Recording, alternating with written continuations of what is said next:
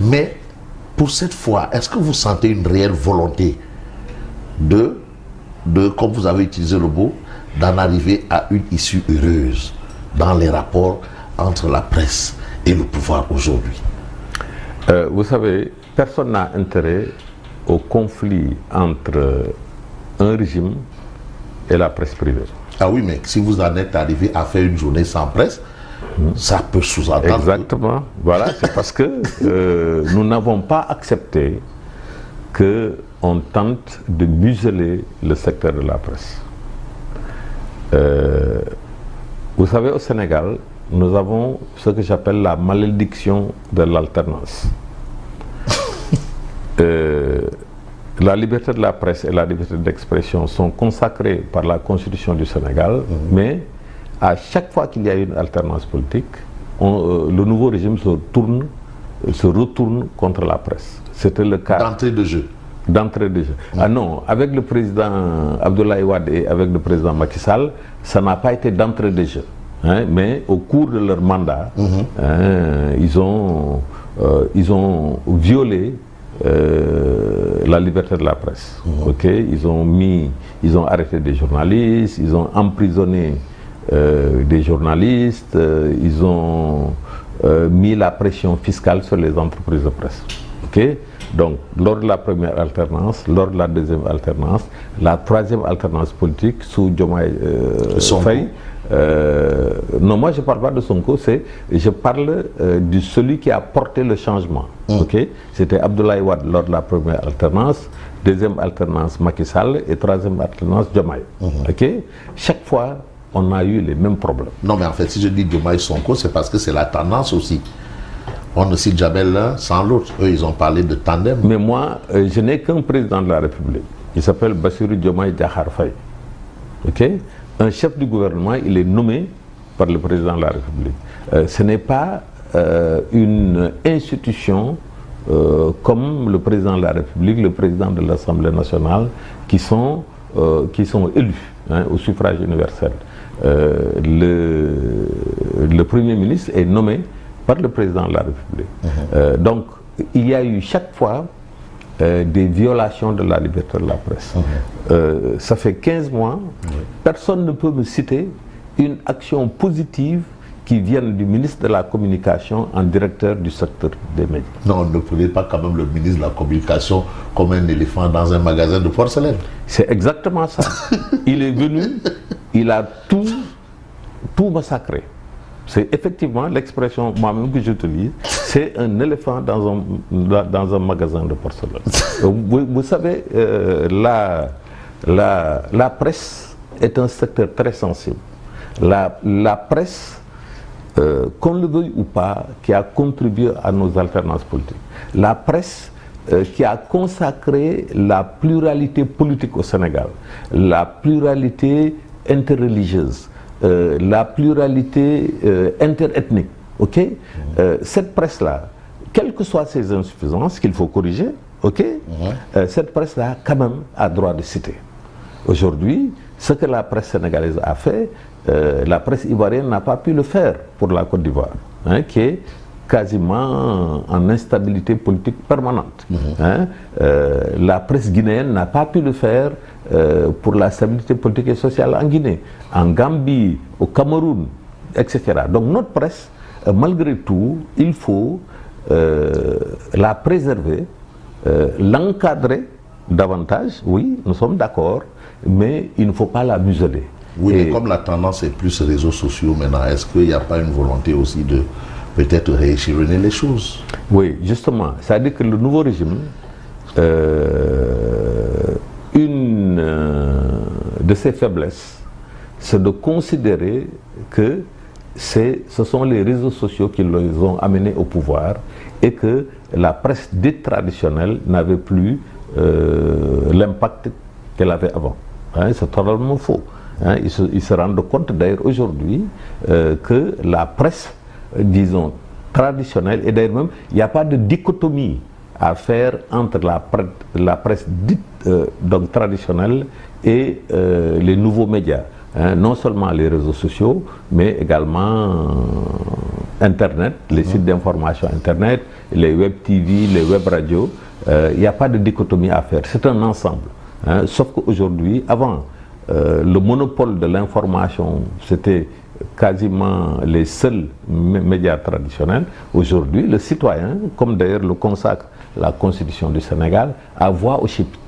Hein, et donc, c'est l'absence de vision globale, hein, du rôle de l'information et de la communication qui a fait que le nouveau régime a pensé que, oui, on va balayer ces gens-là qui étaient de mèche avec l'ancien régime, hein, et on va se focaliser sur les réseaux sociaux et au contraire même créer d'autres groupes de presse qui nous seraient plus favorables.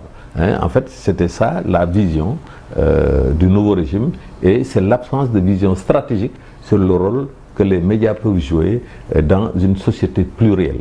Plurielle, pas seulement d'un point de vue politique.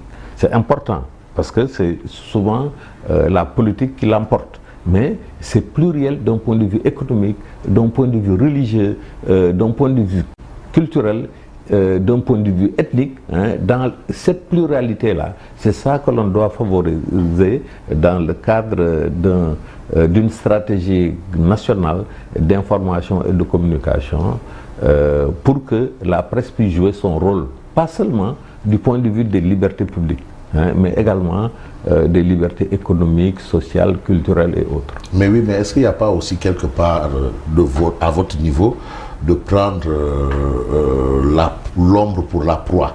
Il faut comprendre qu'au départ, ça a été un débat sur l'effacement fiscal annoncé par le président Macky Sall, que vous avez revendiqué, alors que ça n'a pas été consacré légalement.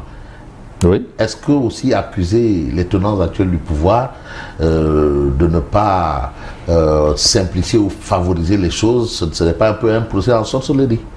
Ce n'est absolument pas un procès en sorcellerie, ce n'est absolument pas l'ombre pour la proie. Comme je vous l'ai expliqué tout à l'heure, la presse a été durement touchée par la pandémie de Covid-19. Oui. On a mis en place ce qui a été une excellente chose, un fonds Covid de 1000 milliards de francs CFA pour aider les entreprises en difficulté. 1000 milliards, je ne sais pas si vous représentez ce que c'est que 1000 milliards. Si, 1000 milliards. La presse n'en a pas bénéficié. Ça, quand même, c'est une grosse information. Oui, bon, c'est vrai que c'est des choses. Pas un franc.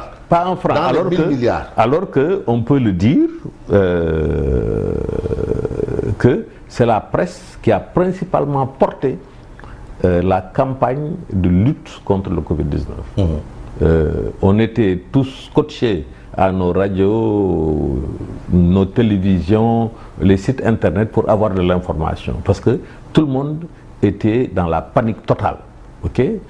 Au point que dans certains pays, les gens ne pouvaient même plus sortir, ni pour aller travailler, ni pour aller enseigner, ni pour aller étudier, ni pour aller cultiver leur champ, etc. etc. Okay? Donc c'était toute l'économie qui était à l'arrêt.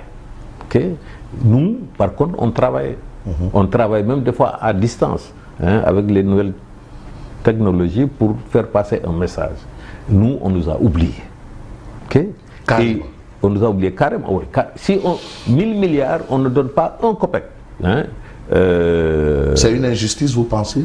Ah non, non seulement c'est une injustice, mais c'est une faute grave qu'un secteur aussi stratégique que le secteur des médias, qui ne soit pas pris en compte dans les entreprises en difficulté, et qu'on ne regarde pas que ces entreprises-là puissent sombrer. Okay? Donc, il fallait, durant déjà la campagne électorale, celui qui est devenu le président de la République, en tant que candidat de l'opposition, il avait pris position contre l'effacement fiscal. Okay? L'effacement fiscal, ce n'est pas une disposition légale. D'ailleurs, le terme, nous utilisons le terme d'effacement fiscal et non pas amnistie fiscale, qui aurait été consacrée par un vote de l'Assemblée nationale, donc, etc. C'était une décision politique. En tant que président de la République, hein, le président de la République, ayant la compréhension d'une situation donnée, il peut prendre une décision politique. Ça a été le cas avec le président Macky Sall, concernant donc l'effacement fiscal de la dette des entreprises de presse privée. Pas privée d'ailleurs, de l'ensemble des entreprises, de publiques comme privées. Okay? C'était une décision politique. Le nouveau régime, le nouveau président de la République, avant même d'arriver au pouvoir, avait déjà dit que non, injustice, indiscipline fiscale, des cadeaux fiscaux qu'on fait à des gens qui sont en réalité des bandits économiques, c'était une compréhension très étroite, parce que ils ne connaissaient peut-être pas le fait que le fonds Covid de 1000 milliards n'avait pas profité aux entreprises. Non, l'expression c'était le banditisme fiscal. Oui, le banditisme fiscal. Voilà. Ça, moi, je ne me considère pas comme un bandit fiscal. En tant que chef d'entreprise, oui. Je ne considère pas Bougane comme un bandit fiscal, je ne considère pas Youssou Ndour comme un bandit fiscal, je ne considère pas Madiambal Diagne comme un bandit fiscal, etc., etc. Il y a beaucoup d'entreprises qui simplement ne pouvaient plus, avaient perdu leurs ressources. Et comment, avec cette perte de ressources-là, l'État ne compense pas pour que ce secteur-là en difficulté, qu'on puisse l'aider parce que c'est un secteur stratégique. Combien de fois au Sénégal, l'État du Sénégal a effacé la dette due par les agriculteurs. On ne peut même pas les compter. Sans tambour ni trompette. Oui. Sans bruit. Sans bruit. Parce que nous avons besoin de l'agriculture. Jusqu'à présent, nous continuons d'importer tout ce que nous mangeons. Donc il nous faut, et en même temps nous importons des produits agricoles et alimentaires que nous subventionnons. C'est des pertes énormes. Donc on dit, ça a été le cas sous le président Abdoulaye Wade, ça a été le cas sous le président Macky Sall, il faut qu'on finance de manière spécifique le secteur de l'agriculture. C'est la même chose qu'on doit faire pour un secteur aussi névralgique, aussi stratégique que le secteur... oui, donc le corona a coûté très cher aux entreprises de presse. Et pourtant, les entreprises de presse ont contribué à l'effort de guerre. Mais oui, mais c'est ça. Et ont même porté le combat de la nation contre la pandémie. À tout point de vue. À tout point de vue. Au plan financier, il y a des organes de presse qui ont contribué. Malgré... Et les autres organes, bien entendu. Oui, nos ressources très maigres, symboliquement, on a participé à l'effort de guerre en finançant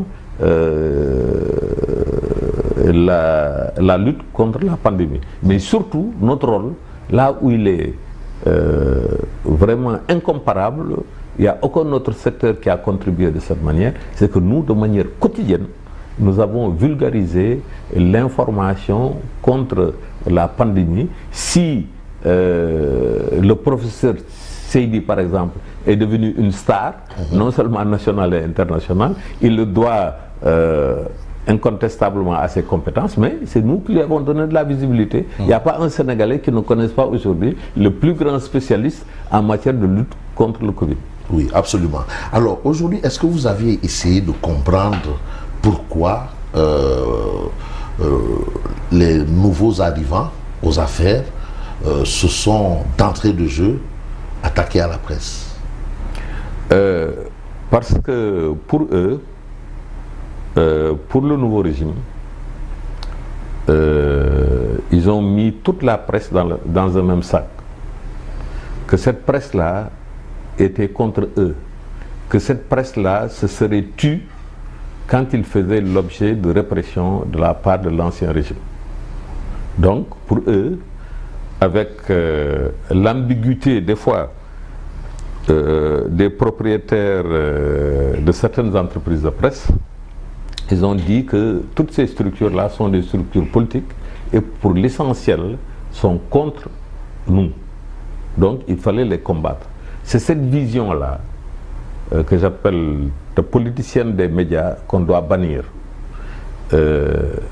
Ici, nous sommes à des médias est dirigé autant par et la propriété autant d'un journaliste, mais également d'un homme politique. Okay? Si on prend le cas du groupe GFM, donc Futur Média, Youssou Ndour a été ministre conseiller sous Wade et sous Macky, mais et dans d'autres également structures. Si on prend Madiambal Diagne, lui-même, il s'est rapproché du candidat Amadou Ba, et il a soutenu de manière épistolaire le président Macky Sall. Ok? Donc, mais toutes ces entreprises-là, qui sont dirigées par des hommes qui ont une position politique, sont animées par des professionnels des médias. Et c'est pas parce que Bougane a son parti, a sa coalition, que Fabrice Nguema va militer dans le parti et la coalition de Bougane. Exactement, ok. Lui, il va faire son travail, Fabrice Nguema va faire son travail. Nos amis, donc caméramans là, eux, ça ne les intéresse pas, quelle que soit la position de Bougane, la position politique de Bougane. Dieu seul sait qu'il y en a qui sont des pastéfiers. Exactement, oui. Exactement. Dieu seul sait. Dans la plupart de nos rédactions, dans la plupart, il y avait une majorité écrasante de militants du parti qui étaient à l'époque dans l'opposition. Oui. Ok, donc c'est pour dire, la RTS, c'est un média de service public, mais qui est souvent aligné sur les positions du régime en place. Mais il y a beaucoup de professionnels là-bas qui sont indépendants, qui ne sont pas affiliés même politiquement. La même chose du Soleil, la même chose de l'APS, etc. Donc, prendre tous ces médias-là, les mettre dans le même sac, qu'ils sont contre nous, d'abord c'est une contre-vérité.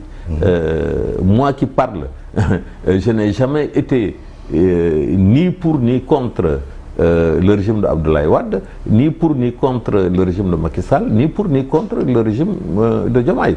Ok, je suis un citoyen, je vote, et le plus souvent même je vote pour l'alternance, pour que la démocratie avance, mais en aucun cas dans mes fonctions de président du patronat de la presse, je n'affiche une préférence politique. Ce que j'affiche, c'est l'intransigeance sur le respect de la liberté de la presse et de la liberté d'expression. Donc, il faut que le nouveau régime-là, d'ailleurs il est en train de le faire. Vous pensez qu'avec la concertation, le régime est en train de mettre de l'eau dans son vin? Vous savez, 15 mois de tension avec les médias, c'est intenable. Ah bon? C'est intenable, non, mais la preuve. Il lance tout le temps des appels au dialogue. Mais vous aussi, vous ne facilitez pas les choses avec avec vos éditos communs. Oui, le monstre à double tête, le monstre est un sorcier. Oui, mais attendez, vous savez, actuellement... C'est-à-dire les méthodes de lutte aussi des médias. Non, les méthodes de lutte, nous sommes étranglés, nous sommes asphyxiés. Il faut qu'on se batte. Si on ne se bat pas, nous allons simplement mourir. Ok? Quand on nous étouffe d'un point de vue fiscal, d'un point de vue économique, d'un point de vue financier, d'un point de vue juridique, mais on est obligé de réagir. Nous ne pouvons pas rester comme ça, les bras ballants. Ok? Quelqu'un qui veut vous égorger, mais vous avez le droit de vous rebeller contre lui. Mais quand cette personne appelle à des concertations, et le jour vous balancez un pavé dans la mare intitulé, je reprends, face au monstre des concertations trompe-l'œil. Non, on a mis un point d'interrogation à la fin. Non, le point d'interrogation. Non, le point d'interrogation. Non, le point d'interrogation, c'est pourquoi nous sommes allés à ces concertations-là pour écouter ce que le gouvernement nous propose. Et heureusement, comme je l'ai dit, nous avons eu des concertations à huis clos en marge des travaux. Il n'y a pas eu des échauffourées? Non. Il n'y a pas eu de tension? C'est un débat d'intellectuels. Ok? C'est un débat d'intellectuels. Et le ministre de la Communication, comment il était? Bon, le ministre de la Communication, je ne sais pas, hasard du calendrier, il n'a assisté ni à la cérémonie d'ouverture, ni aux travaux, ni à la cérémonie de clôture, parce que la cérémonie d'ouverture, il y avait le Conseil des ministres. D'accord. Les travaux, quand même, il aurait pu assister. Et le jour de la clôture, il faisait partie de la délégation du Premier ministre qui est parti en Chine. Ok. Bon, c'est une maladresse, quoi, vraiment. J'estime qu'il fallait la présence du ministre de la Communication. Mais l'absence du ministre de la Communication, est-ce que ça peut exprimer quelque chose de négatif? Les concertations, les journées de concertation ont été convoquées sur la base de l'appel au dialogue du président de la République. D'accord. À la limite, on pourrait même dire que c'est la présidence de la République qui a organisé ces journées de concertation. C'est la présidence de la République. Oui, enfin, c'est entre guillemets quoi. En tout cas, c'est lui qui a commandité l'organisation de ces journées de concertation. Et les conclusions, les accords qui